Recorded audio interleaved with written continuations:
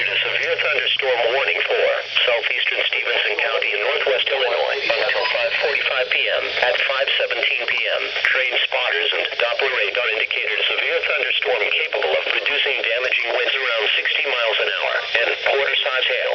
The storm reduced to 61 miles an hour wind gust at the Freeport Airport around 5:15 p.m. The storm was located near German Valley, or 7 miles east of Freeport, and moving east at 20 miles an hour.